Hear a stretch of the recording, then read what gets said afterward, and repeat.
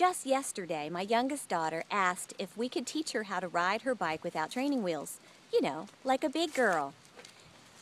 I thought about it for a few minutes and decided sure. But in the back of my mind, I knew that allowing her to start riding this bike without training wheels meant I was allowing her not only to have her freedom, which is a good thing, but to ensure that she's going to have injuries. She's going to fall.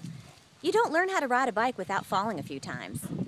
Now, I remember just last year, my oldest daughter, who had been riding a bike for several years, went out and had a freak accident. Her shoelace came untied and she didn't realize it, got tangled in the spoke of the wheel, and somehow she flipped the bike over herself, landing on her chin. Helmet didn't even matter.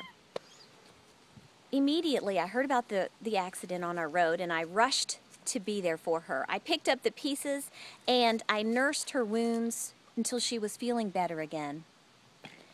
But one thing she never did was she never blamed me. She never said, "Mom, why did you do this to me?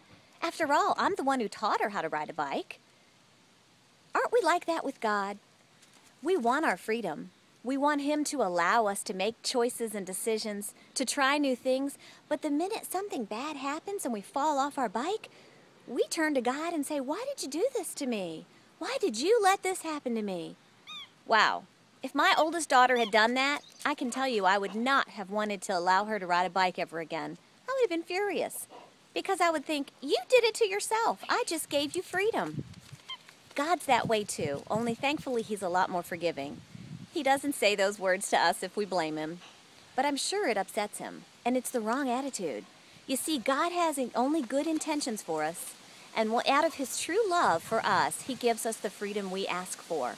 So now that you have a knowledge of your freedom, and you're riding that bike without training wheels, next time something bad happens, don't blame God. Instead, look to God, because He's right there to pick up your pieces, and He's right there to nurse your injuries and your wounds, because He loves you that much.